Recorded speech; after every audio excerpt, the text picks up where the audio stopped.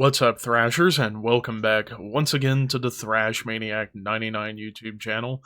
And I am back with yet another response video. So, earlier in the month, I did my response to the metal tag by Heavy Metallurgy. Now I'm doing another 20 questions response, this time to Quest for Metal, and he did the 20 metal questions called the Metal Handover 2026. Kind of an interesting title for that. But he has 20 questions, and if you guys want to respond to Quest for Metal stuff, be sure to tag him in the description. And of course, I'm assuming most of you guys who are watching this video already knows about Quest for Metal. If not, check him out. He's a fun channel to watch. So yeah, here we go with 20 questions. And this one's a little more thought-provoking than I thought it was going to be, so without further ado, let's get started. Question number 1. What band shaped your taste more than any other? Get prepared to hear me say the same band a lot. And I mean a lot in this video.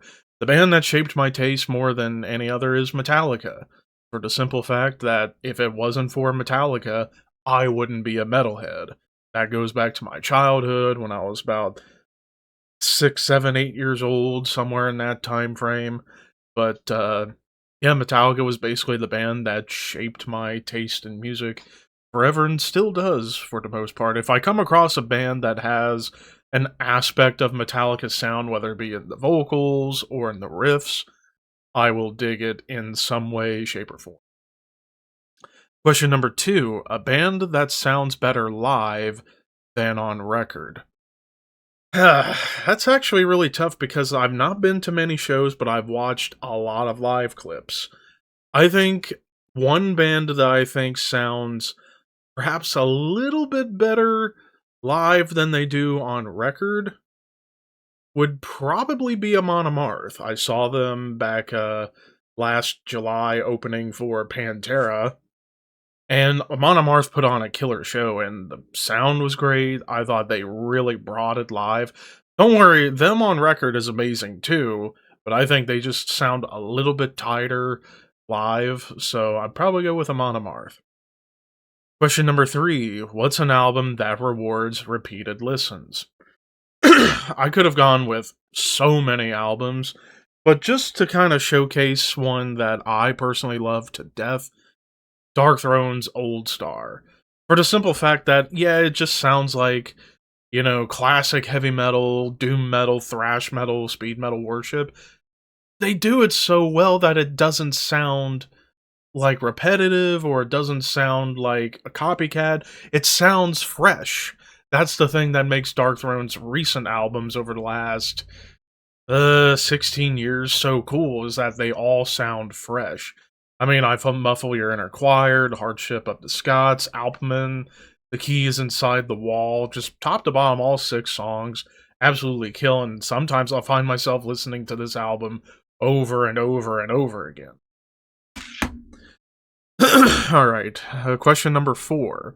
If you could recommend one album to a non-metal fan, what would it be? That's a pretty easy one. It might as well go to the root of it all. Black Sabbath, and I picked Paranoid because, well, it is their most accessible album of their career. I mean, it's got the 3 big hits, War Pigs, Paranoid, and Iron Man. But this album, while those hits are amazing songs, there's more to this album than just the hits, like Planet Caravan, Electric Funeral, Hand of Doom, Fairies Wear Boots, and I even like the instrumental Rat Salad, showcasing Bill Ward's drum prowess. So yeah, I would probably go with Black Sabbath, Paranoid. Excuse me yet again. Number 5, name a metal album that helped you through a difficult time. Well, this is especially relevant for me because, well, coming up this January on the 31st, so 11 days from now as of recording this video, unfortunately, it will have been 10 years since I lost my oldest brother, Rue, who some of you who have watched my channel for years would remember him. He used to be on videos I did back in, like, 2012, 2013, somewhere in that, back when I was doing pretty much only wrestling content. Some of you guys who watch for both wrestling and metal probably remember my brother Rue, and rest in peace. I love him, miss him to death. But an album that came out around the time of when he passed that I still love to this day, and it kind of helped me through that difficult period, was Borknagar's Winter Thrice. I mean, this album just carries so much meaning to me because it happened to be out around that time. Also, musically, it's absolutely phenomenal. This was the album that got me into Borknagar, and I remain a giant fan to this day, so much so I have a patch on my vest of Borknagar. So, yeah, I mean, top to bottom, Rhymes of the Mountain, Cold Runs the River, When Chaos Calls, just top to bottom, brilliant progressive metal, black metal, folk metal, whatever you want to call it. Unbelievable. All right, question number 6. A band you'll always defend. I'm actually going to pick two bands, Metallica and Avenged Sevenfold, for different reasons. For Metallica, I've said it time and time again, I'm going to say it again until it finally gets through to people's ears. The hate for them is fucking ridiculous at this point. It's like, so what? Lars may not be the greatest drummer in the world, but he's certainly better than I will ever be at drums. And yeah, Saint Anger is a bad album, but it's not the worst album ever made. That crown goes to Machine Head Catharsis, everybody. And then, of course, the last three albums, I feel people just underrate the shit out of them because people just don't want to get over bias hatred or look past that you still have some damn good songs coming out from this band that people just don't want to give any praise to because reasons. So yeah, I'm always going to defend Metallica no matter how much it costs me. I don't care if it doesn't get through people's ears, I will fight this battle to the very end. And then for Avenged Sevenfold, it's mainly because, like, I personally don't understand why they get so much flack. Apart from M. Shadow's vocals, which I'll admit his vocals in the last, like, decade or so haven't been the best. Musically, though, I think they're one of the best metal bands ever because awesome drumming, phenomenal guitar work, underrated bass work. So, personally, I don't get the hate for Avenged Sevenfold. Musically speaking, that is. Vocally, it's mixed bag, even for me, but musically, I still love them. I just... yeah. Anyways, number 7, an album where the deep cuts are better than the hits. Well, speak of the devil, that would be Avenged Sevenfold's Waken the Fallen.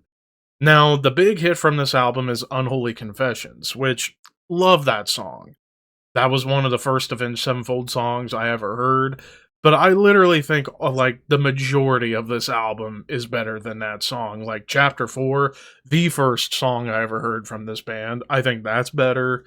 Eternal Rest, Second Heartbeat, Radiant Eclipse, Clairvoyant Disease, All Things Win, like, those are awesome songs I think could go toe-to-toe with Unholy Confessions. So, and yeah, this is the Resurrected edition. I'll go more in depth about it when I do my next CD collection update video, because that's going to be big.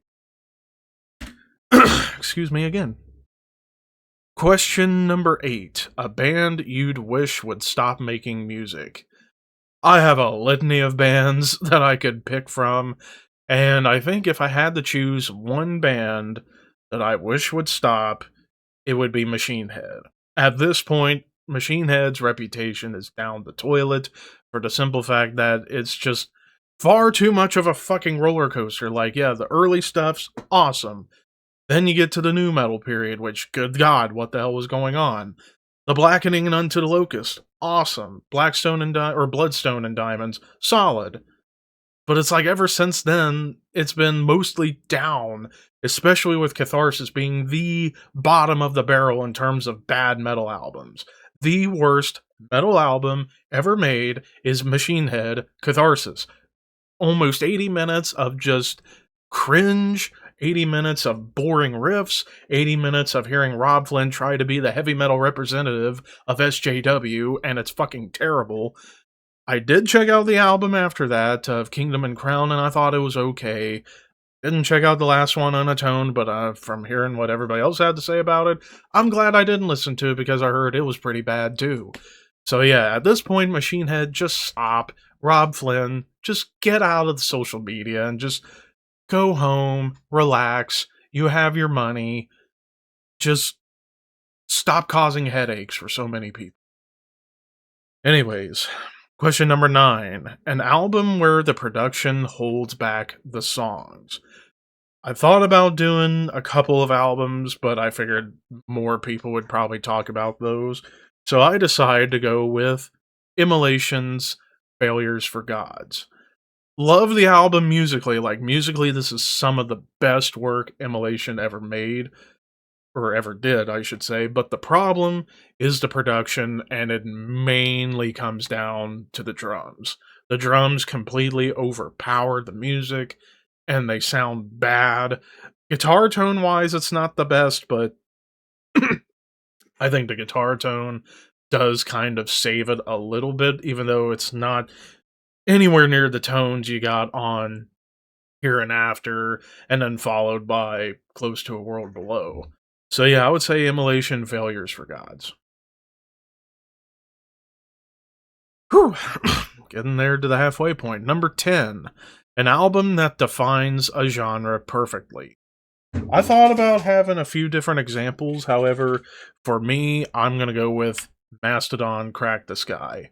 If you want to know what a perfect progressive metal album is, this is one of those albums. I mean, this is how I got into Mastodon, how I got further into prog when I was 14, almost 15. This album still holds up as a masterpiece. I mean, Oblivion, Divinations, The Czar, title track, Last Baron, every song on this album is incredible.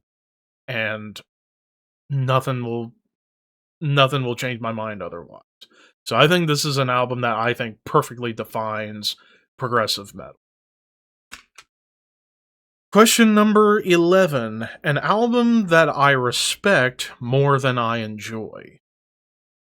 There's quite a few out there, but if I had to choose one, off the top of my head, I would probably go with Napalm Death Scum. And I do enjoy the first half of the album. The first side, side A, that's the side I think most people really love. I mean, like Siege of Power, title track, The Kill, uh, Polluted Minds. Like, there are some awesome songs on side A. Side B is what really drags the album down. The production's garbage.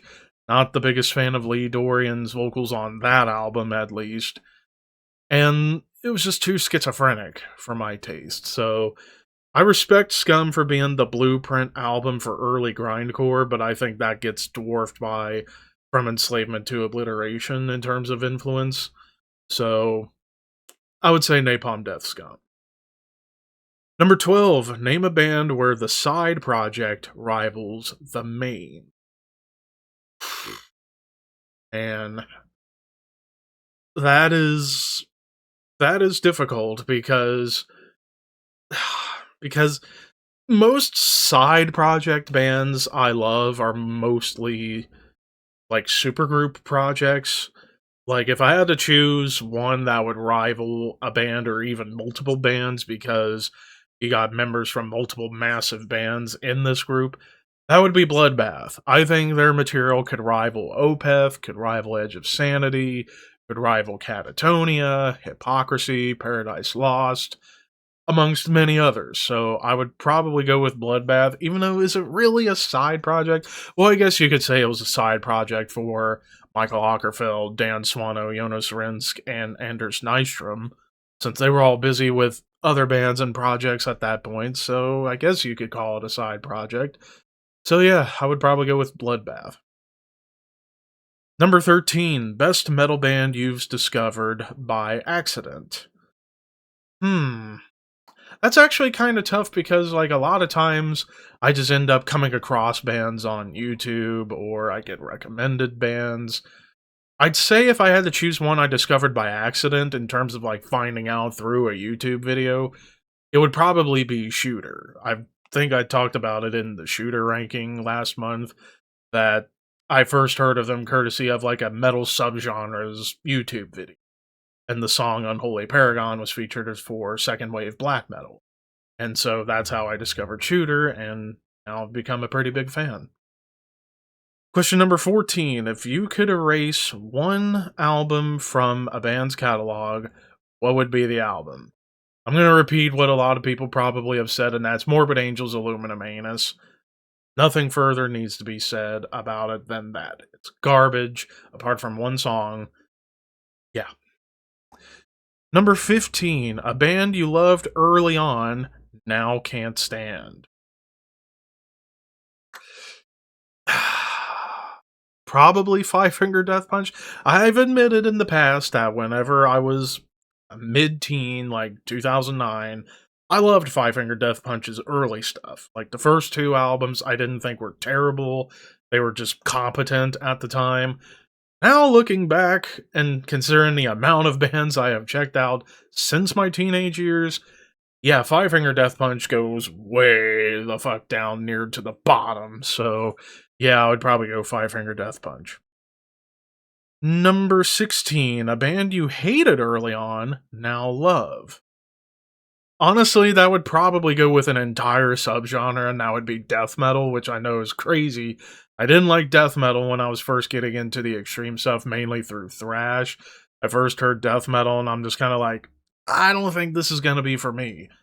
Then I fast forward to high school. Suddenly I become a massive death metal fan, and it just keeps growing and growing and growing and growing. The older I get, the more death metal I love, to the point where now I can almost comfortably say death metal has surpassed thrash for my personal favorite subgenre of metal. But but yeah, I guess that would be my answer.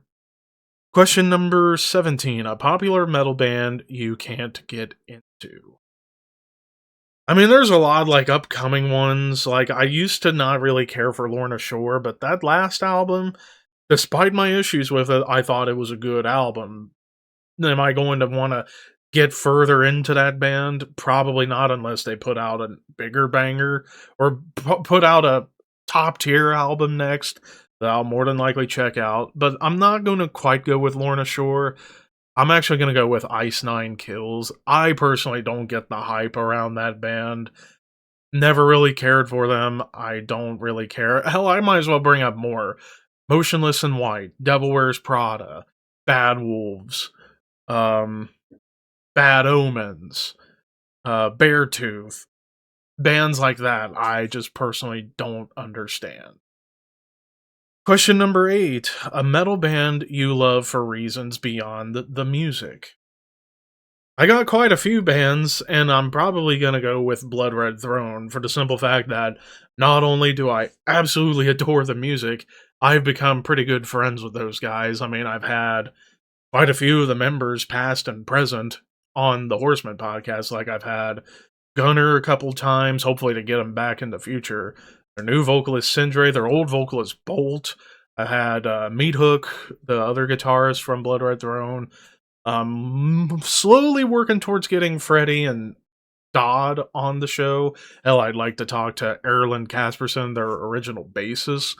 I think that would be a fun conversation. So yeah, I basically love Blood Red Throne beyond the music, but them as just awesome dudes.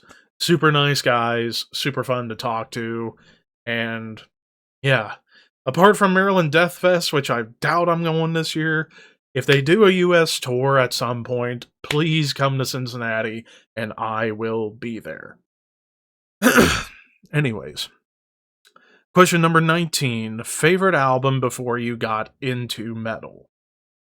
I mean, I didn't really listen to albums very much back when I was a wee lad. And besides, before I got into metal, I guess according to my parents, and I believe it, I was a country music baby.